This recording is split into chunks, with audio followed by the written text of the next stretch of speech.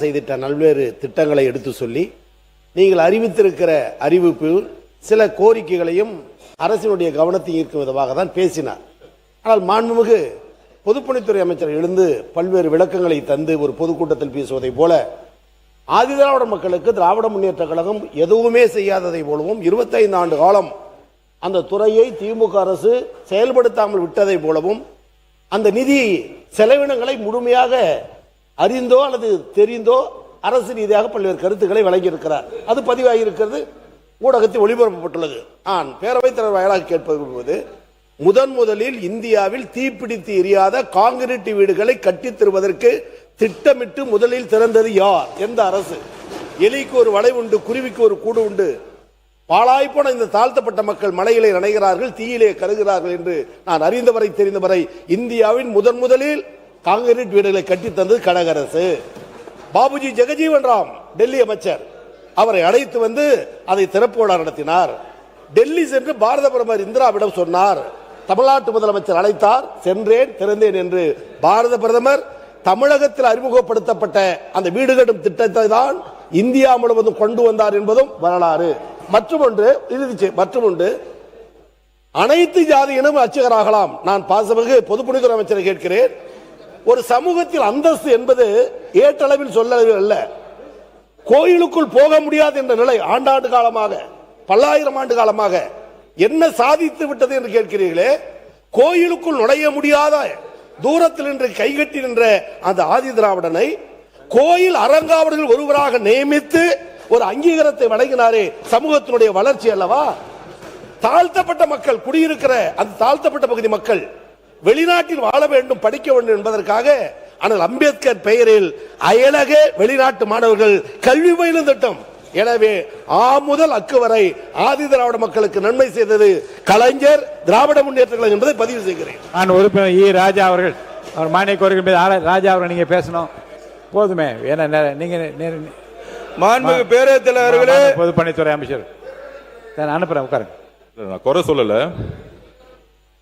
அண்ணன் செல்லியன் அவர்கள் சொன்னாரு நல்ல திட்டம், பெரியார் அவர்களுடைய கனவு திட்டம், கலைஞருடைய கனவு திட்டம்.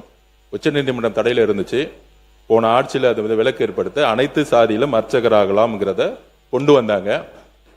கொண்டு வந்ததை 5 வருடமும் முழுமையா அமல்படுத்தியுமா?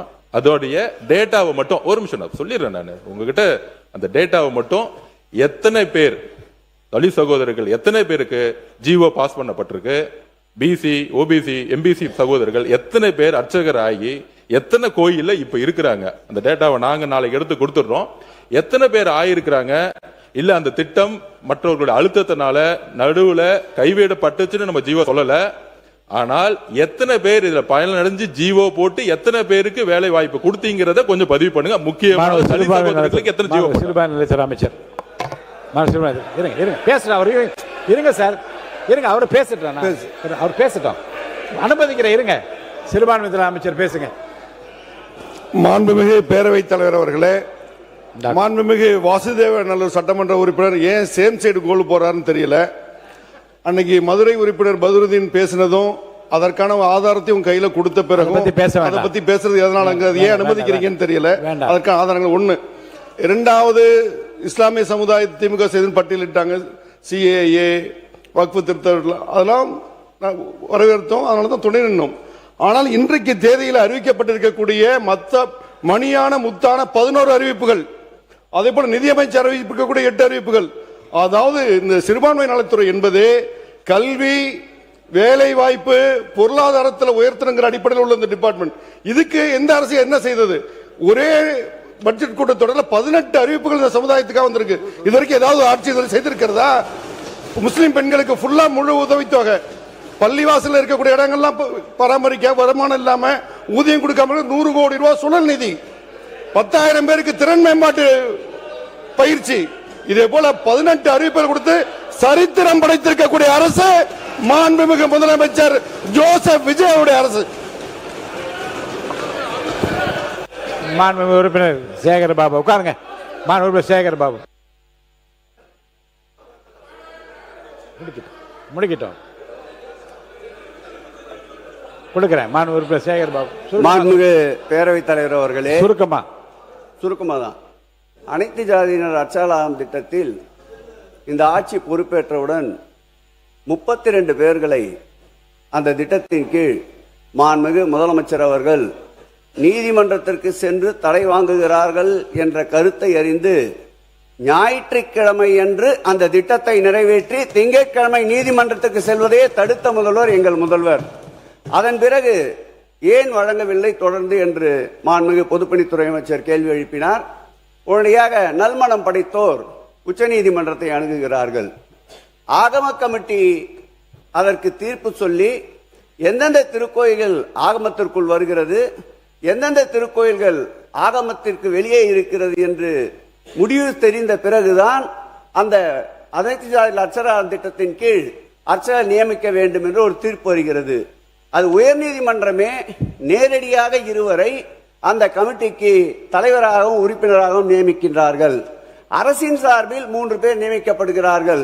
சமீபத்தில் கூட நம்முடைய பொதுப்பணித்துறை அமைச்சர் பார்க்கலாம், உச்சநீதிமன்றத்தில் அந்த ஆகம கமிட்டி இறுதி செய்ய வேண்டும் என்ற வழக்கு வந்தபோது 6 மாத காலம் நீங்கள் மீண்டும் அதற்கு நேரத்தை கேட்டிருக்கின்றீர்கள். நான் கேட்டுக்கொள்வதெல்லாம் அதற்காக உச்சநீதிமன்றத்திலே தனியாக ஜீவோ போட்டு 3 மூத்த வழக்கறிஞர்களை நியமித்து அந்த சட்ட போராட்டத்தை ஆட்சி இருந்த வரையில் நடத்தினோம். இந்த ஆட்சிக்கு பிறகும் அந்த சட்ட போராட்டத்தை நாங்கள் நடத்த தயாராக இருக்கின்றோம். ஆகமம் இல்லாத திருக்கோயில்களை முடிவு செய்கின்ற பொறுப்பு உங்களிடம் இருக்கின்றது. ஆகவே எங்கள் தலைவர் கலைஞர் அவர்களும் பெரியார் நெஞ்சில் தைத்து முல்லை அகற்றிய எங்கள் தளபதி அவர்களும் காட்டிய வழியில் இந்த அரசு செயல்பட்டு அனைத்து ஜாதியினம் அர்ச்சகர் திட்டத்தின் கீழ் அர்ச்சகர் நியமிக்க நீங்கள் நடவடிக்கை எடுக்க வேண்டும் என்று கேட்டுக்கொள்கிறேன். மாண்புமிகு பொதுப்பணித்துறை அமைச்சர். பேரவைத் தலைவர்களே, இப்பொழுது மக்களுக்கு புரிஞ்சிருக்கும் என்ன அரசியல்னு. ஜிஓ பாஸ் பண்ணாங்க, அனைத்து ஜாதி அர்ச்சகர்களாக விழா நடத்தினாங்க, 32 பேருக்கு அப்பாயின்மெண்ட் ஆர்டர் கொடுத்துட்டு கேஸ போட்டது யாருன்னு தெரியும். 5 வருஷம் கவர்மெண்ட்ல அவங்க இருந்தாங்களாம். ஆனா அந்த கேஸ வெற்றி பெறவே முடியாதான். இப்ப நம்மள பார்த்து கேஸ நடத்தி இந்த திட்டத்தை செயல்படுத்துங்கன்னு சொல்றாங்க. உறுதியாக நாங்கள் கேஸில் வெற்றி பெற்று இந்த திட்டத்தை பெரியார் வழியில் செயல்படுத்துவோம். அதை நாங்க பதிவு பண்றோம். இதில் உள்ள அரசியல் என்னன்னா, சில மதவாதிகளுடைய அழுத்தத்தினால் கேஸ போட வச்சு இவங்களே டிராப் பண்ணி இவங்களே அதுல குறிப்பா அண்ணன் சேகர் பாபு பெரியார் பேர் உச்சரிக்கவே கூடாது, எங்களுக்கு தெரியும். அதனால இந்த போன ஆட்சி பெரியார் பெயரை பேரளவுக்கு சொல்லிட்டு அனைத்து ஜாதி அர்ச்சகர் திட்டத்தை கைவிடப்பட்டுட்டாங்க. 5 வருஷம் சுப்ரீம் கோர்ட்ல ஜெயிக்கவே இல்லை இந்த கேஸ்ல. ஜஸ்ட் எல்லாமே பேப்பர்ல தான் இருக்கு. எந்த திட்டமா இருந்தாலும் பேப்பர்ல தான் இருக்கு. அப்படிங்கறத நான் பதிப்பிட்டேன். அதுக்கு ஒரு மக்களுக்கு முன்னுதாரணம் இந்த திட்டம் தான். மாண்பு பள்ளிக்கல்வித்துறை அமைச்சர் அவர்கள். மாண்பு பள்ளிக்கல்வித்துறை அமைச்சர் இதெல்லாம் முடிக்கணும். மாண்பு பள்ளிக்கல்வித்துறை அமைச்சர் அவர்கள். உட்காருங்க. பேரவைத் தலைவர் அவர்களே, அவர் பேசிட்டு உட்காருங்க.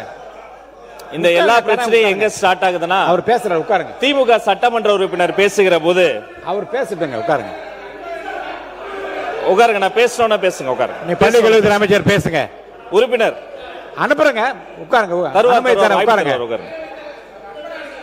அனுமதி தர உட்காருங்கன்னு சொல்றேன்ல. அனுமதி தர போறேன். அடுத்தது அன்பழகன் சார் தருவேன். அது மாதிரி சேகர் பாபு உட்காருங்க.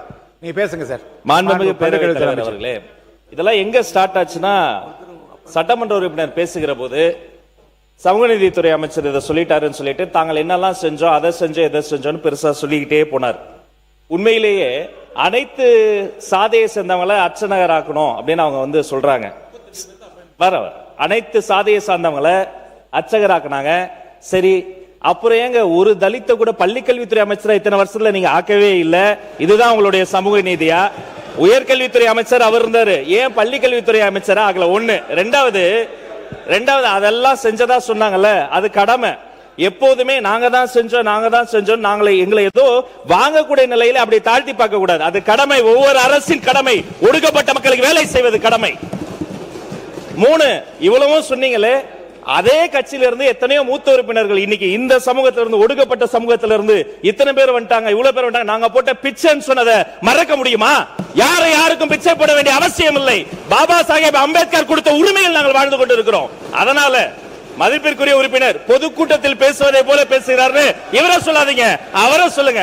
கருத்தை கருத்தால் எதிர்கொள்ளுங்க. நீங்க கொடுத்து வாங்க வேண்டிய நிலைமையில நாங்க இல்ல. எல்லோருக்கும் எல்லாம். இது அம்பேத்கர் எழுதி வைத்த சட்டம். இதை செய்ய வேண்டியது கடமை.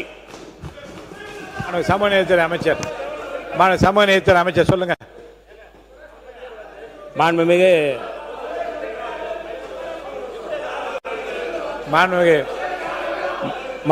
பேரவைத் தலைவர் அவர்களே, கேட்கிறேன்.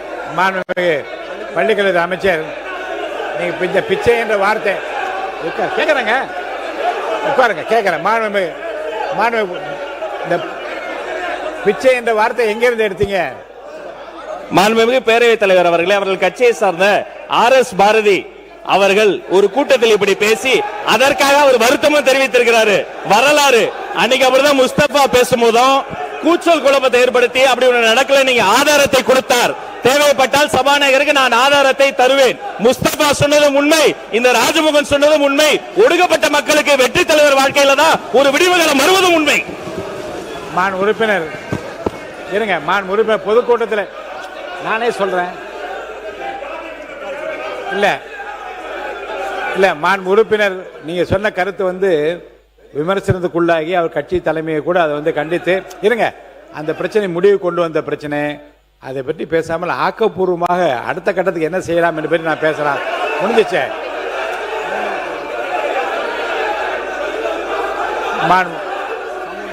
மாண்பு சமூக நீதித்துறை அமைச்சர் என்ன சொல்றீங்க?